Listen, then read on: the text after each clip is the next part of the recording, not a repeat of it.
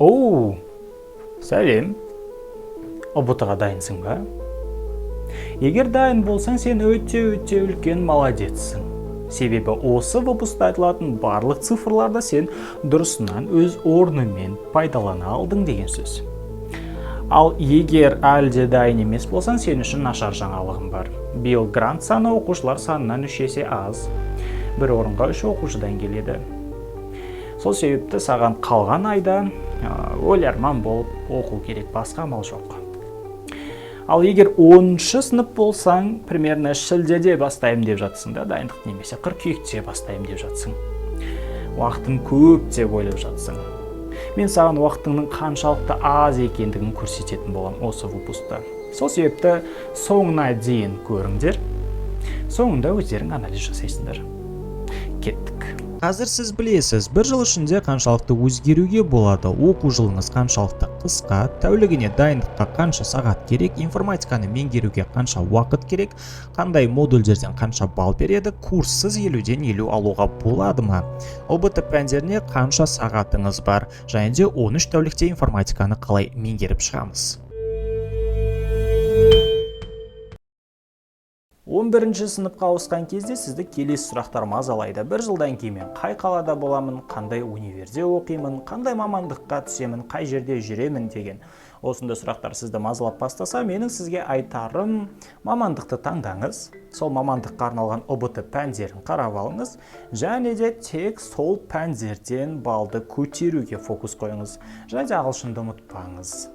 Ал 11-ші сыныпқа өтер кезден бастасақ, мына жігіттің есімі Мадияр, 2016 жылдың шілдесінде түскен суреті. Ойында ештеңе жоқ, 11-ші сыныпқа енді өтіп жатыр, ұбт-ға тапсыруға пән таңдамаған, мамандықтарды ашып көрмеген, универлер жайлы дым білмейді. Жалпы ауылдың қарапайым баласы. Ровно бір жылдан кейін үйінен 300 километр жырақтағы университетке студент болып түседі. Мына екі суреттің арасы ровно бір жыл. Аяқ астынан бұл жігіт ұбт-ға дайындалам деп шешті. Мамандықтар таңдады, ұбт-ға қандай пәндер керектігін білді, сонымен ол 12 ай дайындалады. Бірақ бәріміз білеміз, Мадияр өте жалқау, сол себепті ол 10 ай дайындалады. Шілде мен тамыз айлары ол түк істемеді. Енді ода 303 күн бар, 7272 сағаты бар, немесе 436.320 минуты бар, немесе бар жоғы 26.179.200 секунды бар. Бірақ бұл жігіт жалқаулықтың нағыз дос екенін дәлелдеп, сүйікті ертең деген сөзін айтты. Ертең деген сөздің құны 86.400 секундқа тең екен. Бірақ бәріміз Мадияр емес, біз бәріңіз мендей жалқау емессіздер деген үміттемін. Сол себепті бәріңізге толыққанды 7272 сағатты есептейтін боламыз. Мынау сіздің бір оқу жылыңыз. Әрбірінің күндері жазылған. Мына уже 1-ші қыркүйек, алғашқы қоңырау. Мына жақта уже жаңа жыл келіп жатыр. Мына жақта сен уже гүл көтеріп 8-ші наурызбен құттықтап жүрсің. Мына жақта наурыз көже іздеуге кеттік, мектептің алдында қазақ үйлер салынды. Мына жақта уже сәуірдің 15-і нағыз грант ұбт-ға қарай тіркелу басталды. Как всегда, тест-центр сайты қатып жатыр. Бәріңіз стресстесіз, быт болып телефонды шағып тастаған біреу даже. Үйтіп тіркелдің, енді мына күндерде уже сен нағыз грант ұбт-ны тапсырасың. Вот, мынау сенің бір оқу жылың.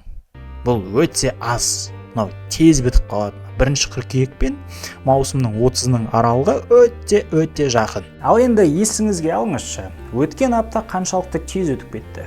Өткен ай қаншалықты тез өтіп кетті? Осы 16 жасыңызға қаншалықты тез келдіңіз? Мына біреу слайдта көрсетілген дүние өте аз уақыт көлемі. Демек, мамырдың 9-на дейін сен осы 4 пән бойынша соңғы 4 жыл бойы оқығанды толыққанды біліп тұруың керек, чтоб ұбт-ға кіріп жақсы балл алу үшін.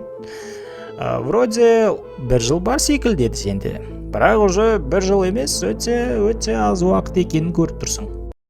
303 күн немесе 7272 сағат. Осының 2424 сағатын сен ұйықтайсың, сонда сенде уже 4848 сағат қалды.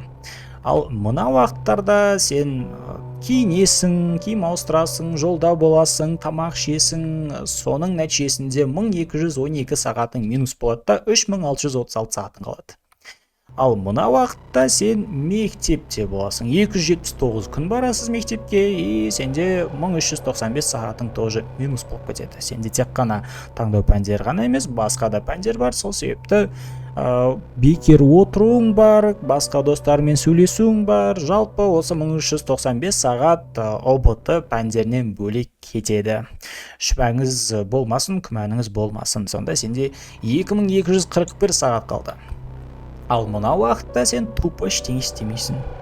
Просто бекер боласың. 303 сағат бекер кетеді. Сен жартылай ұйқылы ояу отыруы мүмкін, бекер отыруы мүмкін, ойын ойнап отыруы мүмкін, сурет салып отыруы мүмкін. Тағысында күніне суммарно 1 сағат сен дым ештеңе атқармайсың. Айтпақшы, мектептен берілген үй жұмыстары бар емес пе? Осы үй жұмыстарына біз тағы да 303 сағатты алып тастаймыз. Бұл оптимистично қараған жағдайда кейбір үй жұмыстары үшін күніне 1 сағаттан көбірек те отыруы мүмкін. 303 сағат бұл минимум деп те айтсақ болады. Енді сенде 1635 сағат қалды. Осы 1635 сағаттан сен ОБТ-ға дайындыққа уақыт бөле аласың деген сөз. Бұл өте аз. Бұл 98100 минут немесе 5.886.000 секунд бар жоғы. Енді осы алтын уақытыңнан мен саған 1144 сағатыңды қалдырамын. Себебі сенде үйдегі басқа да жұмыстарың бар, қонаққа баруың бар, мерекелік іс-шаралар бар, жаңа жылың бар, туған күндерің бар, ауырып қалған күндерің бар, выпускныйға вальсың бар, костюм шалбар алуың бар, ОБТ-ларды тапсыруың бар, 7 мартқа подарка іздеуің бар, немесе 7 майға подарка іздеуің бар, мамаң жоқта үйде тамақ істеуің бар, немесе батя жоқта тағы да бір көмір тасуың бар, немесе малдың астын тазалауың бар. Тағысындағы сенде максималды түрде саған уақыт бөлгеннің өзінде 1144 сағат қалды. Ал енді қарашы, сенде о баста 303 күннен 7272 сағат бар еді ғой. Оказывается, сенде 1144 сағат бар екен. Бар жоғы 4.120.200 секунд. Бұл өте аз уақыт. Енді осы 1144 сағатты ОБТ пәндерінің арасында үлестірейік. Бірақ бәріміз мойындайық, оқу сауаттылығынан особо ешкім ештеңені қарамайды. Сол себепті біз 4 пәннің арасына үлестіреміз осы 1144 сағатымызды. Мат сауаттылық бізде 10 балл беретін болғандықтан жалпы уақыттың 8%-на ие болады. Тарих бізде 20 балл беретін болғандықтан соған сәйкес 15%, информатика, математика 50-50 балдан беретін болғандықтан 38 және де 39% үлесті алады екен. Жалпы 1144 сағаттан. И бізде мат сауаттылық 91-52 сағат, тарих бізде 171,6 сағат, информатика 434,72 сағат, математика 446,16 сағат алады екен. Бұл сіздің осы пәндерге 10 айдың ішінде бере алатын уақытыңыз.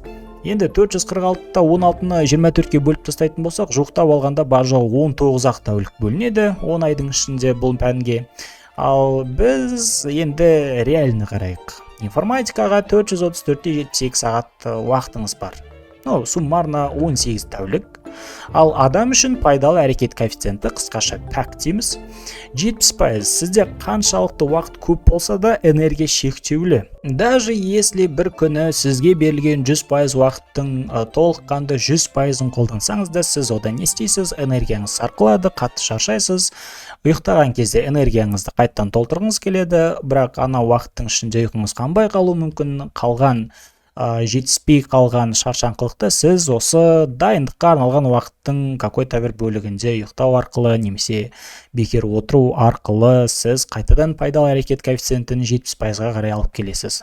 Қалған 30% уақытыңыз телефон шырылдауы, сізді шақырып қалуы, немесе жаңағында ұйықтап қалуыңыз, ақпаратты іздеу, поисқа тақырыпты жазу, керекті бетті ашу, тағы да басқа іс-қимылдарға қарай жұмсайсыз. Демек сізге берілген уақыттың 30%-ы текке кетеді десек те болады. Демек сізде 304,3 сағат, суммарно 13 тәулік осы информатикадан видео сабақ көру, оқу, қайталау, жаттау, тестін орындау, тағысын тағы басқа амалдарға жұмсала алады деген сөз. 13 тәулік. Сонда 10 айдың ішінде сіз реально информатикадан дайындықта отырған уақытыңызды тек қана осы 13 тәулік уақыттың ішінен ала аласыз деген сөз. 10 ай дайындығыңыз сонда 13 тәулікке жетпеді. То есть 13 тәуліктің ішінде сіз информатикадан ұбт-ға дайындалып үлгеруіңіз керек. Сонымен информатиканы меңгеруге қанша уақыт керек? Уақыттан бөлек біз бірінші оқитын ақпаратымызды фильтрлеп алайық. Ұлттық тестілеу орталығы 6 баспа бойынша 20 кітап ұсынған құжат бойынша. Бірақ негізінде 4 баспасынан, демек 16 кітаптың ішінен ұбт сұрақтары құрастырылады деген сөз. Информатика 7-ші және де 11-ші сынып оқулықтарынан сізде ұбт-да сұрақтар келетін болады. И осы 7-ші 11-ші сынып аралығындағы оқулықтардың ішіндегі 48% ақпарат ұбт-ға керек емес. Қалған 52% ақпаратты мынандай модульдерге бөліп диаграммада көрсетті. Мысалы, Python программалау тілі жалпы 50 баллдың 22% үлесін алады екен. Где-то 10-11 сұрақ сізге ұбт-да Pythonнан келеді деген сөз. Енді жаңағы сұрағымызға қайтып оралайық. Информатиканы меңгеруге қанша уақыт керек?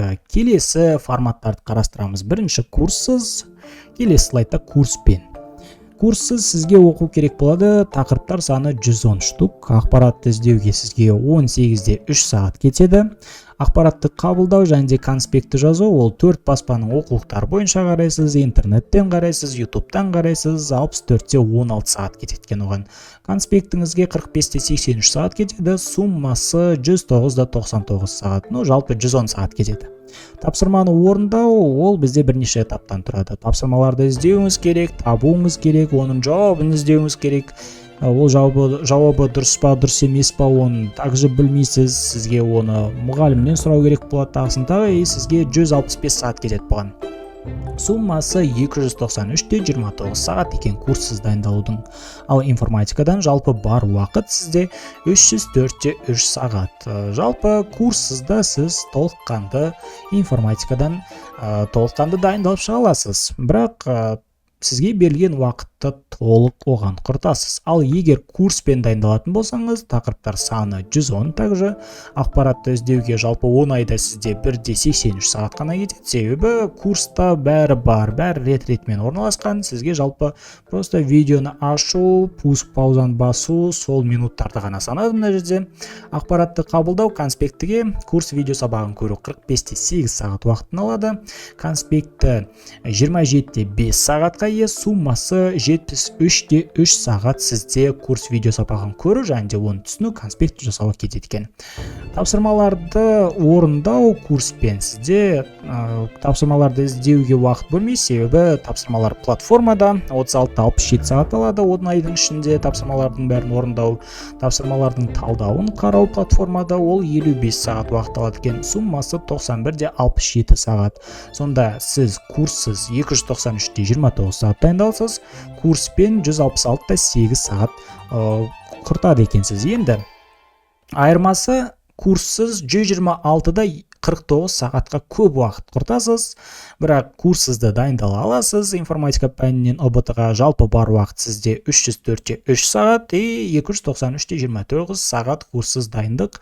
Осы 304-тің ішіне смело сыйып тұр. Бұл сағаттардың ішінде нұсқа талдауларды көру, слифтерді іздеу, түсінбегенді қайталау, тақырыпты қайталау деген дүниелер жоқ. Егер оларды қосатын болсақ, жалпы оқу уақытыңыздың ұзақтығы 20 сағатқа көбейіп кетеді. Өз ойым, 11-ші сыныпқа келген кезде курс алып, вложение жасап дайындалған тиімдірек деп санаймын сіз үшін. Себебі сіз сол курсқа берген ақшаңыздан 10-20 есе көп 5 миллион теңгелік грант ұтып аласыз. Және де уақыттан да үнемдейсіз. Егер курссыз дайындалып, бір жыл бойы қажетті балыңызды алмай қалсаңыз, келер жылы қайтадан дайындалуыңыз керек болады. Сіз бір жыл уақытыңызды шығын жасап аласыз. Сол себепті де грантқа түсушілердің курспен дайындалғандардың үлесі курссыз дайындалғандардан қарағанда 70%-ға көбірек. Егер де ОБТ-ға дайындыққа уақыт үнемдегіңіз келіп жүрсе, онда сізге өзімнің авторлық курсымды ұсынамын. Бұл курстың ішінде ОТО спецификациясы бойынша информатика пәнінен ОБТ-ға керекті бүкіл тақырыптар бар.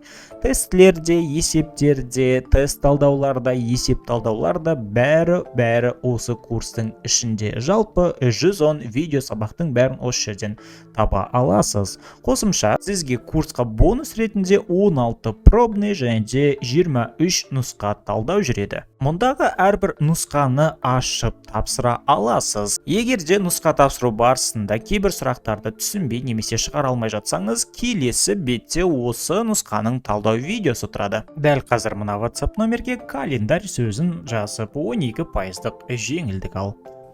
1144 сағат. Пайдалы әрекет коэффициентінен кейін 800,8 сағат қалады екен. Осы 800 сағат сіздің 10 ай бойы осы 4 пәннен дайындалуға керекті мүмкін болатын уақытыңыз. Информатикаға бар жоғы 304,3 сағаты ғана тиеді екен. Мына тіршілік иесінің атауы цианея медузасы. Орташа өмір сүруі 1 жыл. Нақтырақ айтсақ 6-9 ай. Жалпы сіздің ОБТ-ға дайындалуға жұмсайтын уақытыңыз. Сіздің 1 жыл бойы ОБТ-ға дайындық уақытыңызда бір тіршілік өмірге келіп, өмірін сүріп, уже ұрпағын қалдырып, ана дүниеге аттанып жатады. Сол себепті 11 сыныптағы әрбір уақытыңызды, әрбір минутыңызды, әрбір сағатыңызды тиімді пайдаланыңыз. Сіздермен болған Мадияр Тұрғанұлы, келесі кездескенше. Давайте.